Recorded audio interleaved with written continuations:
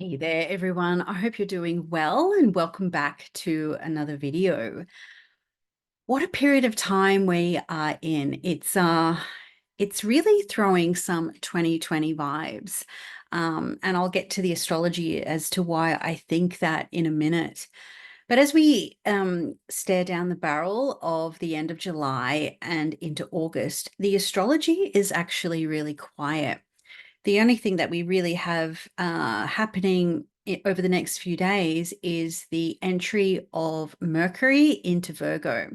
And so this is going to be the part of the sky where Mercury will backtrack through at the very start of August, around August 4 or 5, and then will also retrograde partially in Leo. So as I'm recording this, excuse me, Mercury is still in Leo. And so the transition from Mercury in Leo into Virgo really asks us to slow down our mind, stop yelling perhaps, or stop listening to people on the internet yelling or shouting their opinions, and take that step back and think about things, discern things, maybe go over some ideas. Do you still hold the same ideas as you once did? Do you still think the same things you once did? And remember, you also reserve the right to change your mind. But that's a sidebar. The reason I was really thinking this week, why does it feel so 2020? And I kind of know from the big the bigger astrology cycles moving through, but I thought, why this week? And so we've had two full moons in the sign of Capricorn. So we had it at the start of the sign in June, and then the very end of the sign, 29 degrees of Capricorn, happened earlier this week. So I'm going to show you that chart of the full moon. This is set for Brisbane. And what you can see is we've got, let me see, I'll just get the drawings up. We've had the moon reach her peak at 29 Capricorn, conjoined Pluto. And I'm a bit strict with these things. I don't necessarily see it as a conjunction. Yes, it's tight, but there is that sign boundary there. So it's there, but it's not there, if you like. But that being said, what's so interesting about these two lunations, particularly the one that we've just had conjoin Pluto, is Pluto is definitely a key player in this moment.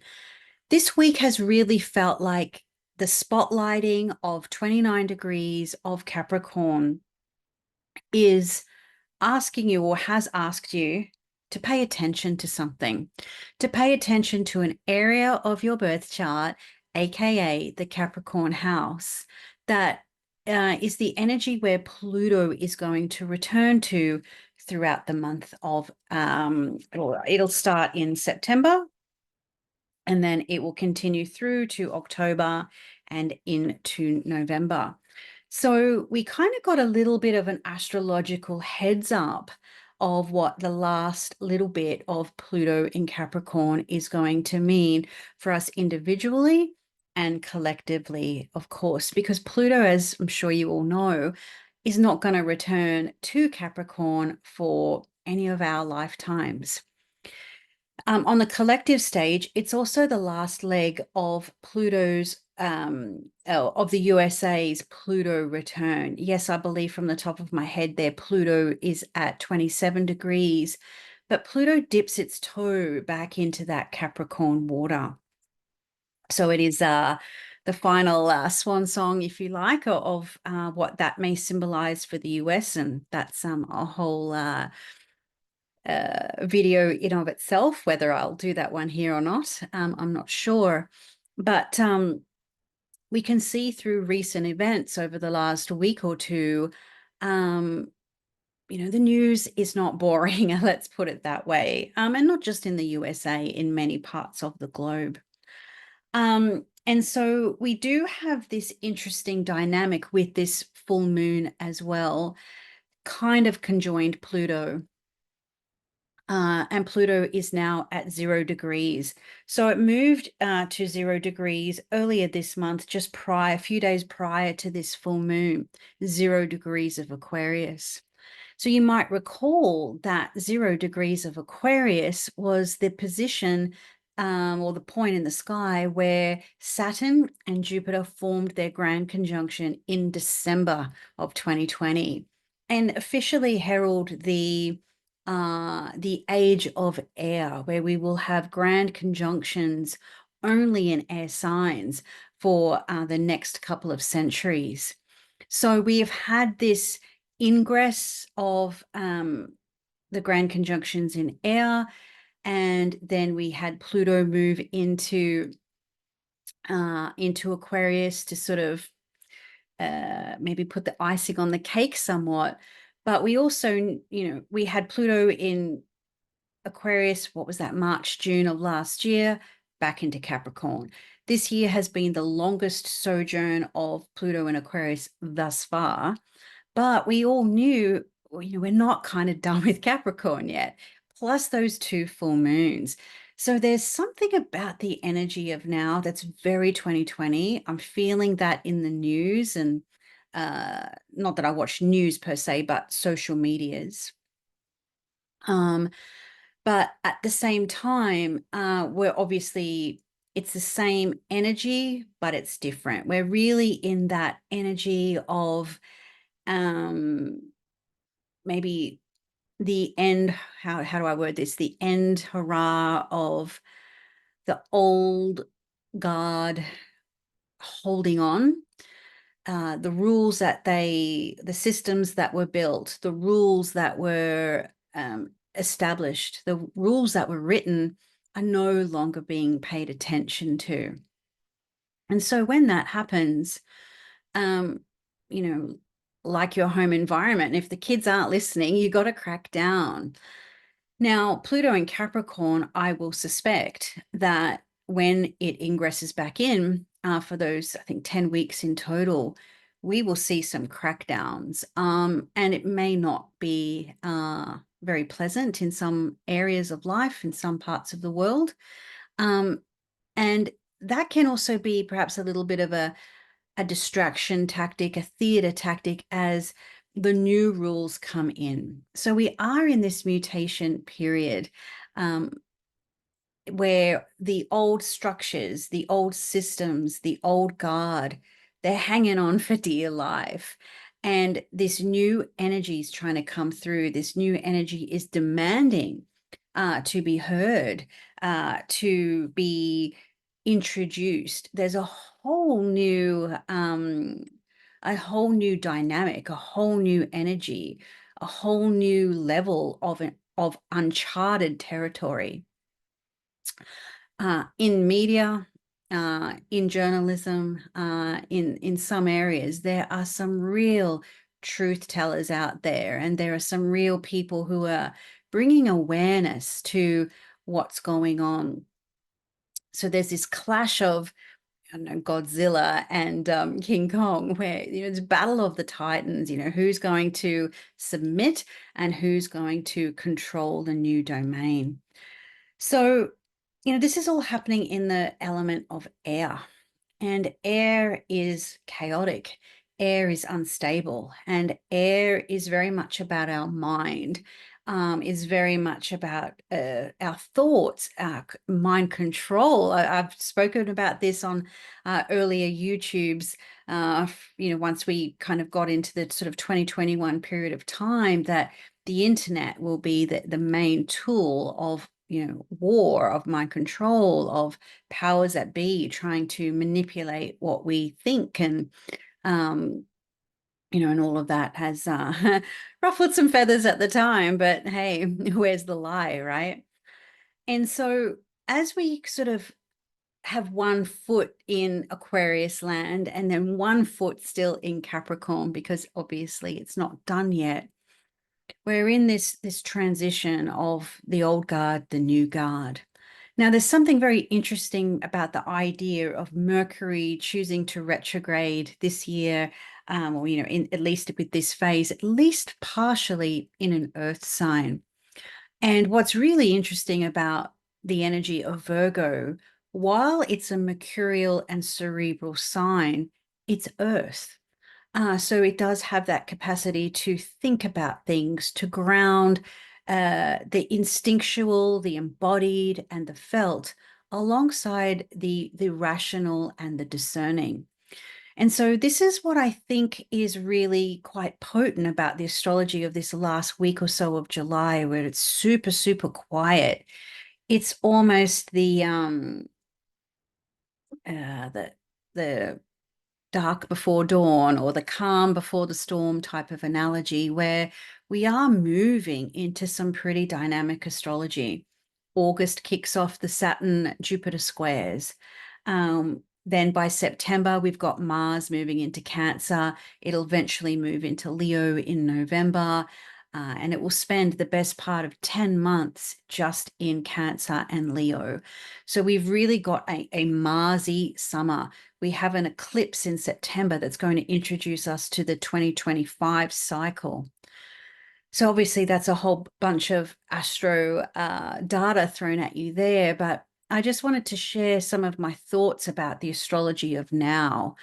While this is, while we're on the cusp, so to speak, of all of this energy coming through, the full moon in Capricorn has spotlighted where Pluto's going to go, 29 Capricorn, and Pluto has retrograded back to 0 degrees of Aquarius, roughly at around the same time, reminding us like a throwback to 2020.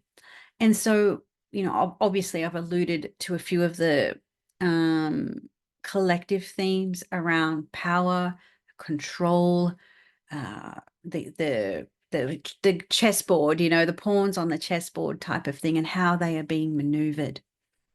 But we also have houses ruled by Aquarius and Capricorn. So you might want to think about that. What has been brought to your attention that maybe you didn't want to deal with again? Maybe you're a bit trepidatious about Pluto hitting 29 Capricorn again. This week, you've been given a spotlight on that part of the sky and on that part of your chart. And as July turns into August, and we have Mercury, not only in its domicile, but its exaltation, and partially going into a retrograde through Virgo next month, it is really asking us to stop and think. Think before you post, think before you read. Is what I am being told true? Ask the deeper questions. Critical thinking, obviously, that gets thrown around, and these terms and words get thrown around, they lose their meaning. But my invitation is for you is to actually think about what's going on and thinking about it at a deeper level. And as my friend Gordon White will often say, turn your conspiracy theory dial up to 11 and just wonder, just think, why is this happening? What could be moving? What could be going on? So much has happened in the news. And in the, what was it that Frank Zappa said, that politics is the theatrics department of the industrial war machine. So do keep that in mind when the space gets increasingly polarized, when the space gets completely think what I think or follow what I say, vote how I want you to vote, all of that sort of stuff. Very Aquarius, it's very much, little bit of that fixed air energy coming through. So it's going to be a wild ride for the rest of 2024, that's for sure. So what I would invite you to consider with Mercury moving into Virgo is obviously the discernment, separating the wheat from the chaff, finding a connection between the body and the mind again. So not letting your head get lost in stuff. Maybe turn off your screens every now and then, go for a walk in nature, ground yourself, all of those basic things. They're basic and fundamental because they work. Also, too, with the energy of Aquarius, and also with a bit of the Mercury part thrown in with the Mercury moving into Virgo, is adopting some healthy detachment. If you can't actively help, or if you can't actively do something about the things that are capturing your attention, detach from it.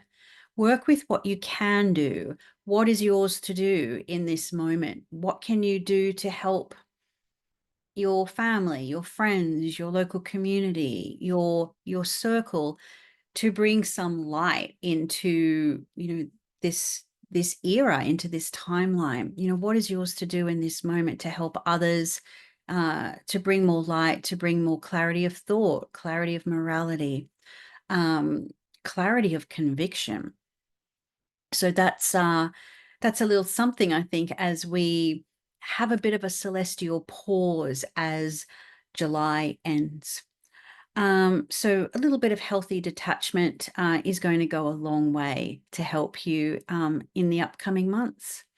Of course, Mars is now in Gemini, so it's definitely whipping up the airspace, and it's going to conjoin Jupiter. So thoughts, opinions, the wind is going to get a little bit choppy. So, you do use this energy to find your calm, find your center, and, as we would say, put your thinking cap back on, because not everything you see, not everything you read, or actually maybe if you see it, but, nowadays with AI and stuff, we've even got to include that, if you can believe it. But yeah, just sort of, look back and go, well, the world still turns and life still goes on. So that's my little gospel according to Cass this evening. I hope that really helps you just to maybe put a little bit of perspective, or make some sense a little bit in the madness, but also what is yours to do in terms of the energy of what's going on, but also what is yours to do in terms of your own birth chart, the houses that are involved, Aquarius, Capricorn, and to some extent, even your Virgo house. With Mercury moving into that space. So if you do like these kind of ideas, tips on how to use the energy in a perhaps a non-conformist astrological way, like what can how can you use the astrology, how can you utilize it for the betterment of you and for those around you? This is what we do in the Golden Circle. I'll pop links below if you would like to join that. That's my online community, my astrology subscription, so you can get in there. And I will be releasing all the August thoughts and happenings in the sky for that month towards the end of July. Also, my Neptune talk will be coming up, Neptune in Aries. I was hoping to have that up on the website already. I don't. It's been a bit of a busy week, but I think I'm just going to do more of a casual talk as opposed to a webinar, because it's basically just a toe in the wash, maybe I should say a toe in the fire of Aries. We're just going to get a taste of it in 2025. This is a long 14-year cycle, so I don't want to present a formal webinar on that. What I want to do is introduce some of my preliminary thoughts, work through the houses, how does Saturn relate to Neptune in this fire sign, and what we can expect as a stark contrast to what we've just had with Neptune and Saturn in Pisces. So I'll probably do that in maybe after the next full moon. And but anyway, those details will be up real soon. So hopefully you can join me for that. Again, the Golden Circle is available, and yeah, readings are available for August too. So until next time, everyone, I hope this really helped you navigate this time in between times. That's kind of where we are right now. So, all right, I hope you have a really great day, a really great rest of the week. It's been a long day. I can't talk anymore. And I'll see you in my next video. Have a good one.